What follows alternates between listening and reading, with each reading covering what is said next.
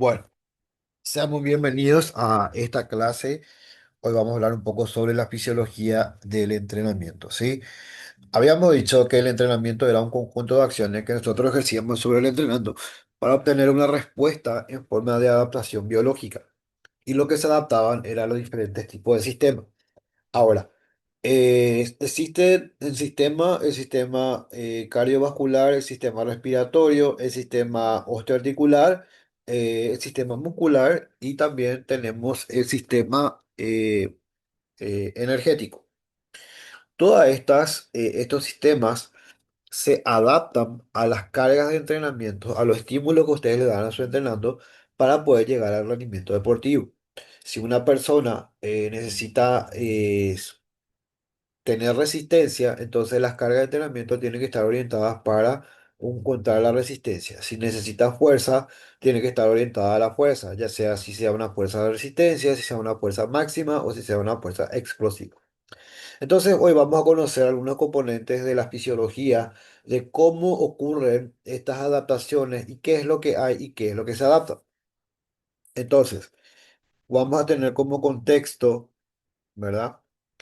La fisiología del entrenamiento, lo que vamos a ver en este capítulo es el aparato locomotor, el sistema óseo, el sistema cardiovascular, el sistema muscular, lo que es contracción muscular, los tipos de fibras musculares y los movimientos que podemos tener, ¿sí? Entonces, vamos a empezar por el aparato locomotor. ¿Qué es el aparato locomotor? El aparato locomotor está formado por un sistema osteoarticular, que son los huesos, las articulaciones y ligamentos y el sistema muscular, que son los músculos y tendones, que permite al ser humano y a los animales en general interactuar con el medio que le rodea mediante el movimiento o locomoción, perdón, que sirve de sostén y protección al resto de los órganos del cuerpo. Funciona en coordinación con el sistema nervioso, que es el que genera y transmite las órdenes motoras. Bueno. El aparato locomotor entonces está formado por el sistema muscular y también por los huesos, ¿sí? Los huesos están interconectados entre sí y están conectados también con el músculo a través de las articulaciones. Nosotros vamos a ver más adelante que ciertos tipos de articulaciones son para unir el hueso con el hueso, o si no, une el músculo con el hueso, ¿sí? Entonces, vamos a ver que el sistema osteoarticular está formado por el sistema óseo y el sistema muscular. El sistema óseo está acá, lo voy a dejar para que ustedes lean. Yo le voy a hacer un breve resumen de todo esto, ¿verdad? Acá está lo más interesante. Los ligamentos. Los ligamentos son para conectar el hueso con el hueso y estabilizan las articulaciones y previenen de movimientos inapropiados. Los tendones conectan al músculo con el hueso y pueden estirarse casi nada y jalar al hueso para provocar el movimiento de la articulación. El cartílago actúa absorbiendo impactos. El sistema muscular. El sistema muscular está formado por aproximadamente 600 o más de 600 músculos que necesitan estar alineados a tus cargas de entrenamiento para poder generar un rendimiento deportivo, ¿sí? Entonces, lo más interesante de esto es que nosotros tengamos que conocer cuál es la composición de un músculo.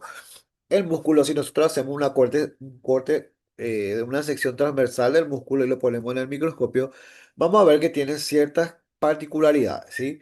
Tiene un líquido que en la célula se llama citoplasma, pero cuando estamos hablando de músculo se llama sacroplasma.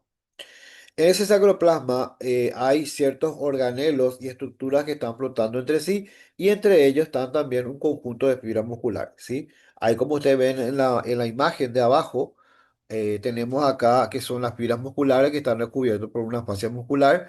Tenemos acá los organelos como por ejemplo las mitocondrias, el sacroplasma. Tenemos los diferentes tipos de fibras musculares que podemos clasificarlos de acuerdo a cómo se vio en el microscopio, de acuerdo a los tipos y de acuerdo a su funcionalidad.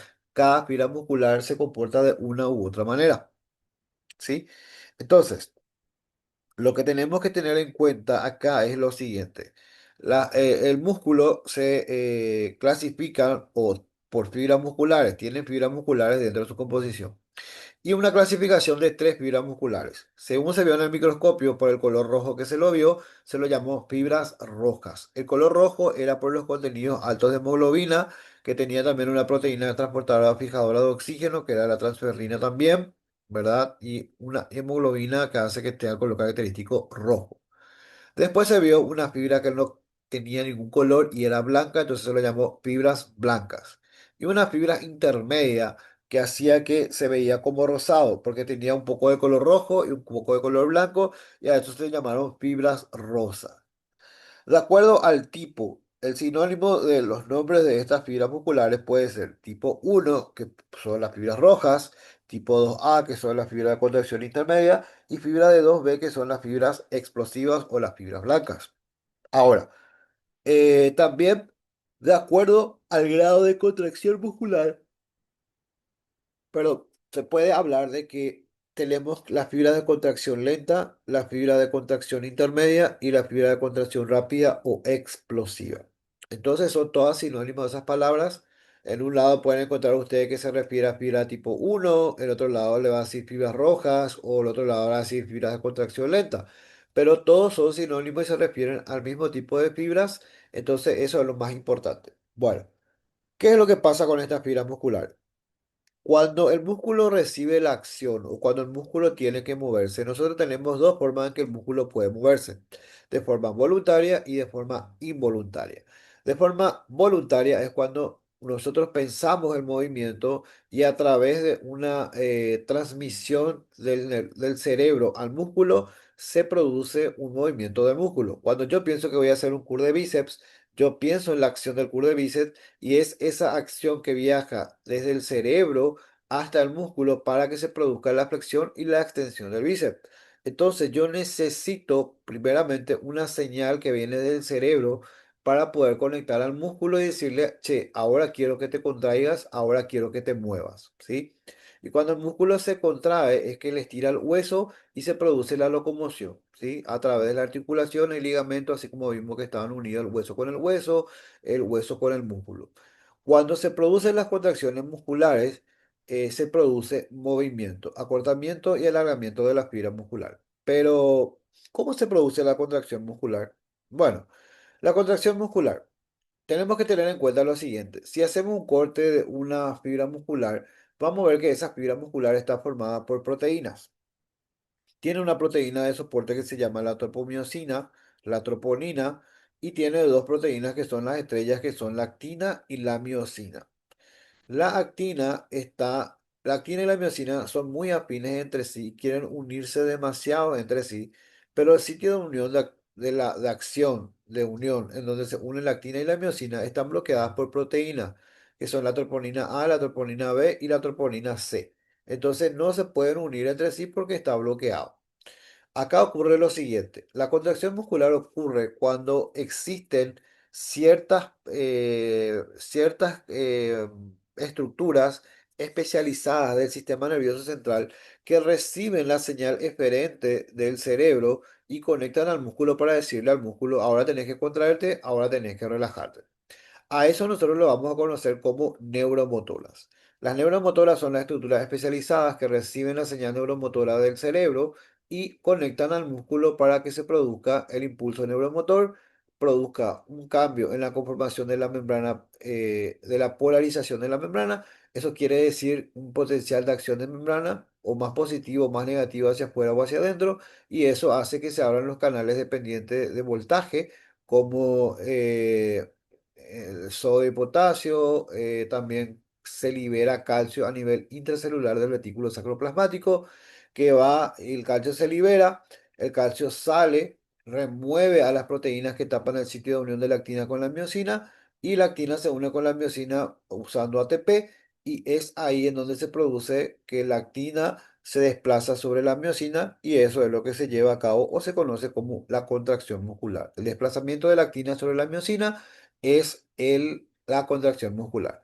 Para que haya contracción muscular, yo necesito una señal neuromotora, necesito calcio y necesito energía. El ATP, adenosintrifosfato, que es proveído de acuerdo a cómo es tu carga de entrenamiento por por el metabolismo, que es la fuente energética que te va a proveer a vos de energía de acuerdo a cómo sea tu entrenamiento. Bueno, ya sabemos cómo se produce la contracción muscular. Ahora tenemos que entender que las neuromotoras, que son la estructura especializada del sistema nervioso que recibe la señal neuromotora que viene del cerebro y comunica al músculo que se tiene que contraer o se tiene que relajar, se pueden dividir en tres. La neuromotora pequeña, la neuromotora mediana y la neuromotora grande. La neuromotora pequeña está relacionada o está unida a las fibras de contracción lenta, a las fibras rojas o a las fibras de tipo uno, que son todos sinónimos. Las fibras de contracción, perdón, la neuromotora intermedia, ¿verdad? Está relacionada con las fibras de contracción intermedia o las fibras rosas o las fibras de tipo 2A. Ellos activan a este tipo de fibras cuando reciben el impulso neuromotor que viene desde el cerebro. Y después tenemos a la neuromotora grande, que están relacionadas con las fibras de contracción explosiva o las fibras de contracción rápida. Cuando envía una señal al cerebro, esta neuromotora activa a este tipo de fibras. Pero, ¿cómo yo activo uno u otro tipo de fibra? Tiene que ver mucho con tus cargas de entrenamiento. El cerebro convierte la acción de tu entrenamiento en señales electroquímicas. El cerebro produce electricidad que se puede medir en Hz. Cuando el impulso neuromotor o la acción del entrenamiento es de media a baja intensidad, nosotros vamos a tener que se va a producir una señal de 10 Hz, de 10 a 15 Hz. Esta señal que el cerebro envía de 10 a 15 Hz, tu célula interpreta de la siguiente manera. Che, este loco está haciendo 4 series de 20 con 50% de su RM de la sentadilla. Esa es la carga del entrenamiento. Y tu cerebro va a interpretar como una señal de 10 Hz. Va a ir y va a buscar a todas las neuromotoras que se activen con 10 Hz. Entonces recluta a las neuromotoras y va a producir la contracción de las fibras lentas. ¿Cuál es la característica de estas fibras? Las fibras de contracción lenta, como pueden transportar oxígeno o tienen oxígeno, ellos pueden utilizar un metabolismo que se llama metabolismo aeróbico, que vamos a ver enseguida. Entonces, ellos son proveídos por energía de ese metabolismo y que produce como desecho el ATP, que es la adenocitrifosfato, que es la moneda energética para que se produzca la contracción muscular, y también se produce CO2 y agua. El CO2 se pierde a través de la exhalación y el agua se pierde a través de la sudoración. Entonces, cuando los entrenamientos son, o las cargas de entrenamiento son de media a baja intensidad, se activan a las neuromotoras pequeñas que activan a las fibras de contracción lenta y ellos estiran al metabolismo aeróbico para que le provea ATP para que se produzca la contracción muscular. Ahora, cuando yo aumento la intensidad del entrenamiento y digo, ahora voy a hacer una sentadilla al 80%, 4 series de 6, entonces la intensidad es media alta. Para ello van a reclutar o se va a enviar una señal de 30 Hz. 30 Hz, entonces el cerebro envía la señal a la neuromotora, se recluta a la neuromotora intermedia y ellos activan a las fibras de contracción intermedia. Entonces lo que va a hacer tu célula es, che, este loco está entrenando al 80% 4 de 6. Necesitamos que se contraiga más rápido, necesitamos más contracción muscular. Entonces recluta a las neuromotoras intermedias para que produzcan una contracción intermedia, ¿sí?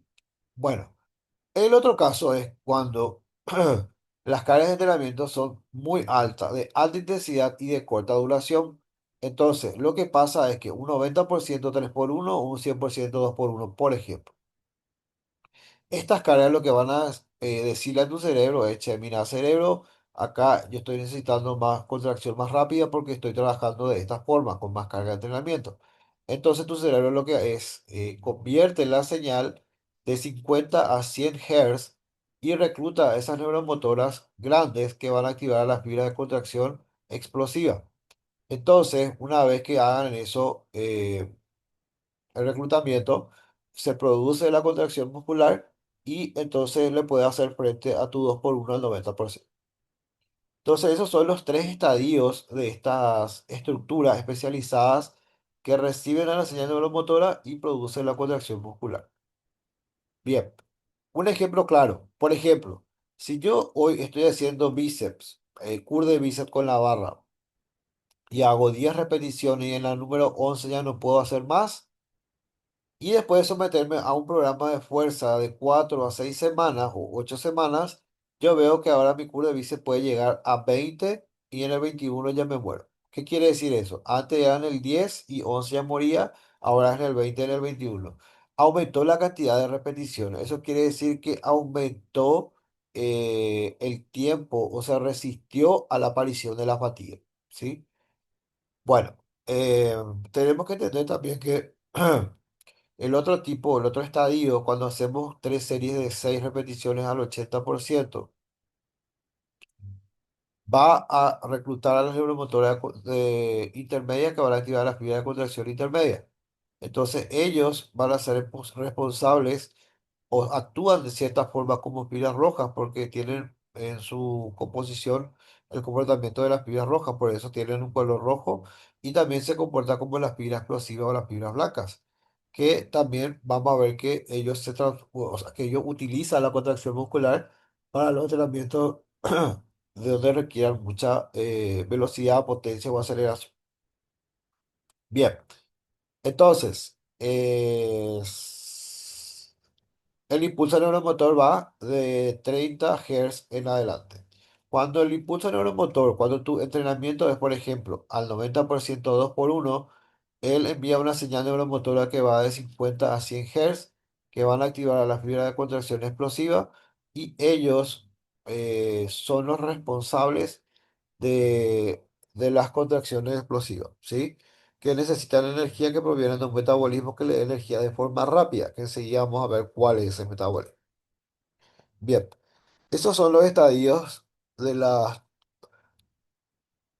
fibras musculares y las neuromotoras. ¿Cuáles son las funciones de las neuromotoras? Comunicar lo que el cerebro quiere hacer a través de impulsos neuromotores, que se llama, por ejemplo, la neuroacetilcolina.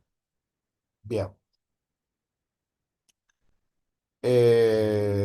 Tenemos ya acá. Todo lo que yo le estoy diciendo está acá en el Classroom. Inclusive hay cosas que yo hago el resumen del resumen del resumen. Entonces ustedes pueden ver eso y pueden verificar que todo está ahí en el material. Bueno, ¿qué más podemos contar acá? Ya hablamos de qué es el músculo. El músculo está formado por proteínas contráctiles y no contráctiles. El desplazamiento de la actina sobre la miosina entre sí, que tiene que haber potencia, que tiene que haber, perdón, ATP y tiene que haber también calcio para que se produzcan las contracciones musculares. El grado de contracción muscular depende mucho de la acción que vos estás ejerciendo, o sea, de tus cargas de entrenamiento.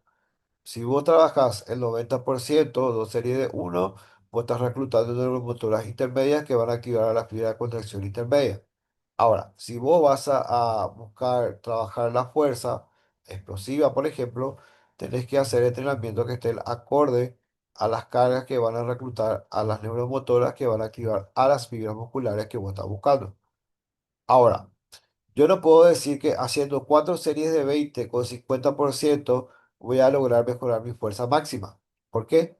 Porque la fuerza, bueno, primero que nada vamos a definir la fuerza. La fuerza es la capacidad que tenemos de hacerle frente a una carga de entrenamiento a través de las contracciones musculares. Ahora, la fuerza tiene 3 estadios, o se puede dividir en tres: la fuerza explosiva, la fuerza de la resistencia y la fuerza máxima. ¿Qué es la fuerza máxima? La fuerza máxima es el máximo grado de fuerza que yo puedo ejercer o hacerle frente a una carga de entrenamiento en una sola repetición. Ahora, eh, la fuerza máxima, ¿sí? La fuerza de la resistencia es resistir a la aparición de la fatiga. Cuando yo más resisto, quiere decir que mi entrenamiento de resistencia es mejor. Por eso es que se llama entrenamiento de resistencia. Cuando trabajamos con la fuerza es resistencia a la fuerza. Ahora, eh, ya hablamos de los tipos de fuerza. Ya hablamos de las fibras musculares. Ahora, tenemos que tener en cuenta que tus cargas de entrenamiento son las que van a condicionar que se active uno u otro tipo de neuromotora que van a activar a uno u otro tipo de fibras musculares. Eso ya saben.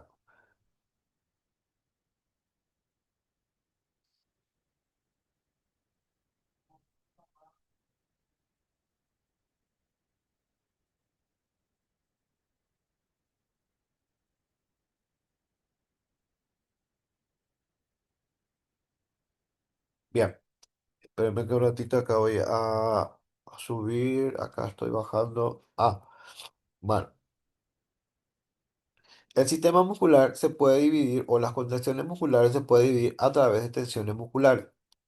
Estas tensiones son, por ejemplo, la concéntrica, la excéntrica, que se llama ausotónica, ¿verdad? Tenemos la isométrica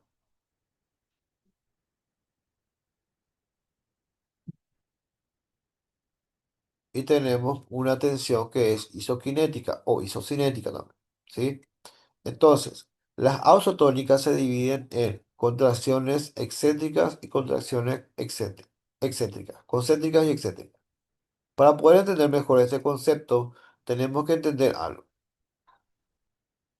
que la Tierra ejerce una fuerza sobre los cuerpos y esa es la fuerza de atracción gravitacional que hace que nosotros estemos pegados al suelo y nos estemos flotando como en la Luna, por ejemplo, ¿sí? Entonces, nosotros tenemos que entender lo siguiente. La fuerza que la Tierra ejerce sobre los cuerpos siempre va dirigida hacia abajo y tenemos que hacerle contra a la gravedad para poder hacer los levantamientos de pesas, por ejemplo, ¿sí? Cuando hacemos una sentadilla. Entonces, a través de esa referencia, nosotros podemos usar para poder definir cuál es concéntrica y cuál es excéntrica en un movimiento. Cuando yo estoy bajando, la dirección y el sentido del movimiento está hacia abajo. Y la fuerza que la Tierra ejerce sobre los cuerpos también está hacia abajo. En ese caso, cuando ambos coinciden, yo puedo decir que estamos hablando de una excéntrica. Ahora, si yo pongo la barra sobre dos cajas, entro debajo y subo para arriba la sentadilla y vuelvo a bajar sobre la caja 2 segundos y subo explosivo. Entonces la subida es lo que yo voy a conocerlo como concéntrica. ¿Por qué? Porque el movimiento o la fuerza que la Tierra ejerce sobre los cuerpos está hacia abajo y la dirección y el sentido del movimiento está hacia arriba cuando me levanto de una sentadilla. ¿Sí? Entonces esa sería la diferencia. Isométrica. Iso quiere decir igual. Se transmite la tensión de forma igual a todos los músculos. Entonces la isometría es eso, ¿verdad? Iso que viene de igual. Bueno, y el otro es la isoquinética, que cuando existen una concéntrica y excéntrica y se le da una velocidad. Bueno. ¿Cuál sería un ejemplo de una contracción excéntrica? Y un ejemplo sería cuando estoy bajando en la sentadilla. Un ejemplo de la contracción concéntrica cuando se está levantando de la sentadilla. Una de isometría, la plancha. Cuando sostenemos posturas con un tiempo es plancha. Por ejemplo, en la plancha trabajamos la isometría. ¿Sí? Entonces, esos son también tres formas de medir la contracción muscular a través del grado de tensión muscular.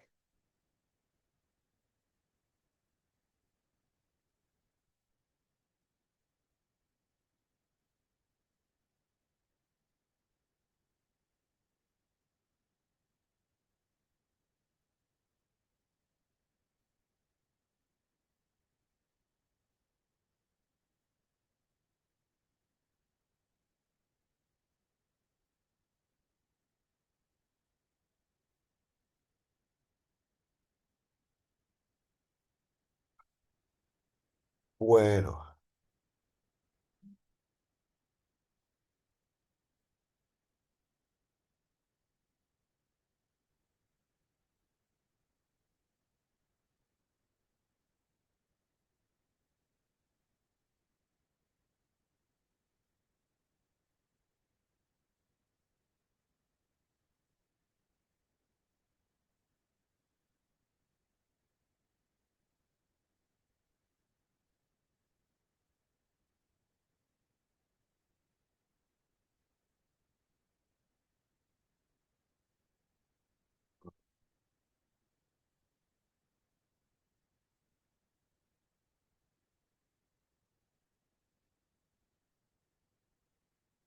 entonces básicamente sería eso, ¿sí? Entonces, eh,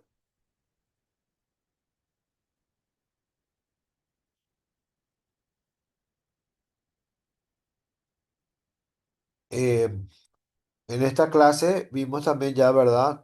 Lo que son los músculos, cómo están compuestos los músculos, y ahora le voy a hablar un poco sobre la hipertrofia. ¿Qué pasa con la hipertrofia? La hipertrofia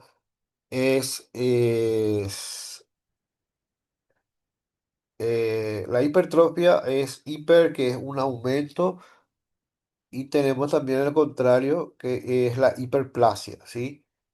Eh, Tenemos que entender que la hipertrofia es una forma de adaptación que se produce a través de las cargas de entrenamiento. Eh,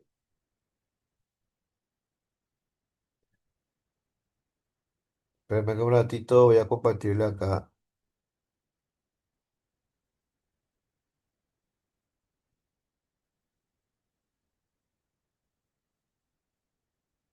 Ahora sí está. Bueno, entonces, la hipertrofia se produce como un estado de, vamos a decir, de adaptación de tu cuerpo, ¿sí? Tenemos que entender también de que el músculo tiene una reserva de energía que se llama glucógeno muscular. El glucógeno muscular está almacenada en las células musculares y tenemos que recordar que el músculo tiene un líquido en el cual están flotando todas estas proteínas que son las proteínas contráctiles con las proteínas no contráctiles. Este líquido en las células normales se llama citosol o citoplasma, pero cuando hablamos del músculo estamos hablando de sacroplasma. Entonces acá viene algo interesante. Cuando yo hago un entrenamiento con descansos imparciales o incompletos y le meto mucho volumen, por ejemplo, cuando hago una pirámide o cuando hago, por ejemplo, una biserie o una triserie, entonces yo lo que estoy haciendo, estoy obligándole al músculo a que utilice ese glucógeno muscular.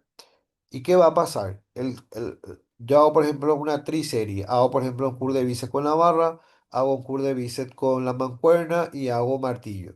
Entonces estoy haciendo una triserie con descansos imparciales, le estoy dando el máximo estímulo en el menor tiempo posible y eso hace que gaste mucha energía que proviene del glucógeno muscular. La célula dice, che, este loco está agotando todo mi glucógeno muscular, yo necesito encontrar la forma de poder aguantar más tiempo. Entonces la célula lo que hace es expandir ese líquido en el cual está el inmerso que se llama citoplasma o sacroplasma en este caso, para que pueda albergar mayor cantidad de glucógeno muscular. Y para poder mantener las estructuras de la célula muscular, se aumenta el número de proteínas no contráctiles. Y eso es lo que nosotros vemos o entendemos como la hipertrofia sarcoplasmática, porque lo que aumentó fue el líquido en el cual están inmersos estas proteínas no contráctiles y la cantidad de proteínas no contráctiles para mantener la estructura, la funcionalidad y la forma de la célula muscular. Ahora, cuando yo hago un entrenamiento que va enfocado más hacia la potencia o más hacia la fuerza, yo voy a tener que lo que aumenta son las fibras musculares, ¿sí? Los sarcómeros. Los sarcómeros son la unidad funcional del músculo, ¿verdad? Que está formada por las proteínas contráctiles con una zona oscura densa en donde están más la actina y la miosina, ¿sí? Bien. Entonces, aumenta la cantidad de fibras musculares. Cuando aumenta la cantidad de fibras musculares, yo voy a tener que va a aumentar la cantidad o va a aumentar el grado de contracción muscular. Cuanto más contracción muscular yo puedo generar, obviamente que voy a poder mejorar o aumentar la fuerza o la capacidad física en la cual yo me estoy especializando. O voy a poder correr más fuerte o voy a poder saltar más alto. ¿Por qué? Porque aumenta el grado de contracción muscular. Eso sería porque aumentó la cantidad de fibras musculares. Entonces, dos tipos de hipertrofia que están marcadas por cargas de entrenamientos diferentes van a producir adaptaciones diferentes a nivel del sistema muscular, como estamos viendo ahora, y también a nivel del sistema energético. Acuérdense de que estas contracciones musculares tienen que ser sostenidas o son financiadas a través de las energías que provienen del sistema energético o del metabolismo.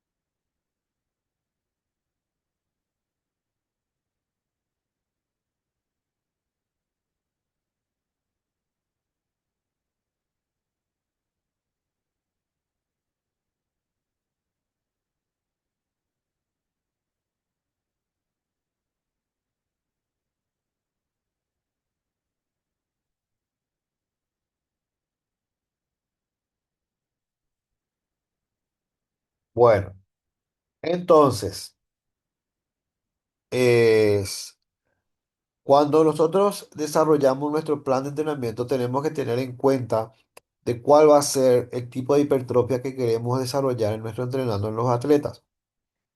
Generalmente en la vida real se producen los dos tipos de hipertrofia, solamente que uno tiene más evidencia o se evidencia más por las cargas de entrenamiento que usamos, ¿sí?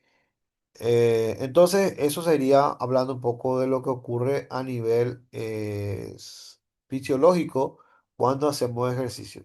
Toda carga de entrenamiento que vos realices o le dé a tu entrenando va a tener sí o sí una implicancia al atleta porque va a afectar a su sistema. Acá se aplica la ley de Newton, a que toda acción corresponde una reacción, ¿sí? Entonces, eso sería. Acá tenemos nosotros unas características de la fibra muscular. Cuando hablemos de metabolismo vamos a entender mucho mejor esto, pero le voy a hablar ya ahora lo que dice acá. Dice, las fibras rojas, las fibras intermedias y las fibras blancas. Características, capacidad oxidativa, capacidad glucolítica, velocidad de contracción, tolerancia a la fatiga y la fuerza de unidad motora.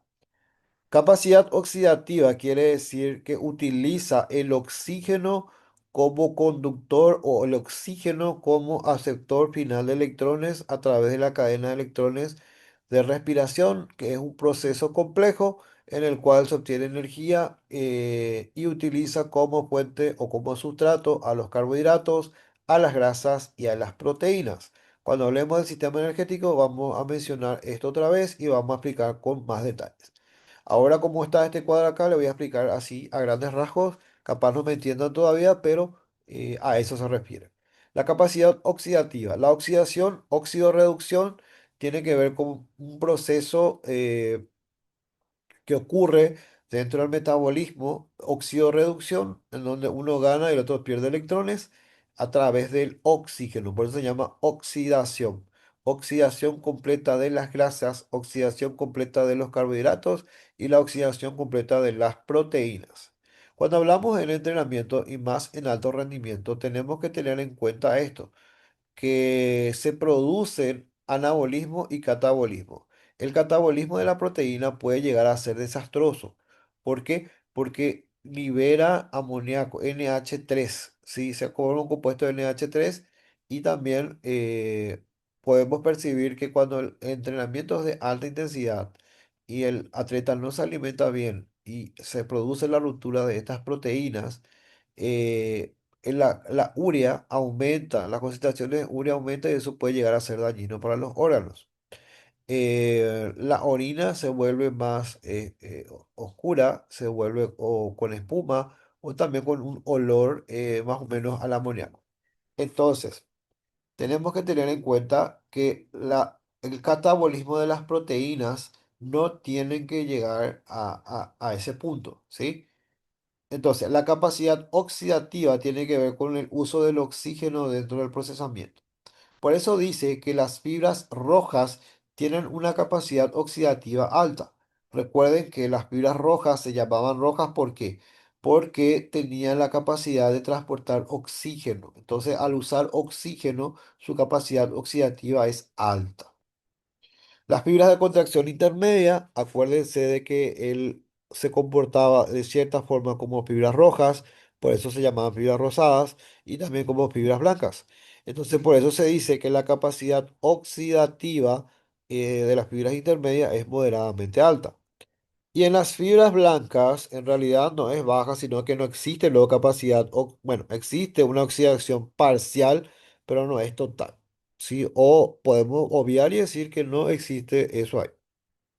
Capacidad glucolítica. La capacidad glucolítica quiere decir que la glucólisis o la glucolítica, en este caso, como dice acá, es un proceso de obtención de energía en donde los carbohidratos son los que brindan la energía. Entonces, en las fibras rojas la capacidad glucolítica es baja, en las fibras intermedias, como tiene un comportamiento dual que tira hacia las fibras rojas y hacia las fibras blancas, es alta, y en las fibras blancas son las más altas. O sea que el carbohidrato es la principal fuente de energía para las fibras de contracción intermedia, ¿sí? Velocidad de contracción. En las fibras rojas es lenta, en las fibras intermedias es rápida y en las fibras blancas es más rápida. Tolerancia a la fatiga es lenta en las fibras rojas, es moderada en las fibras intermedias y es baja en las fibras blancas. La fortaleza de la unidad motora en las fibras rojas, yo necesito 10 Hz para poder activar. Yo necesito un impulso de 30 Hz para las fibras intermedias y necesito de 50 a 100 Hz para activar a las fibras blancas. Por eso es la más alta que hay.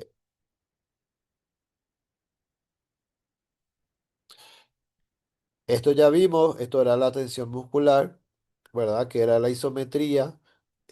Hablábamos de isotónica que tiene que ver con la concéntrica excéntrica, ¿sí? Tenemos acá el sistema cardiorrespiratorio y los movimientos que eso voy a dejar para que ustedes puedan leer y puedan ver porque eso es más que nada una fijación.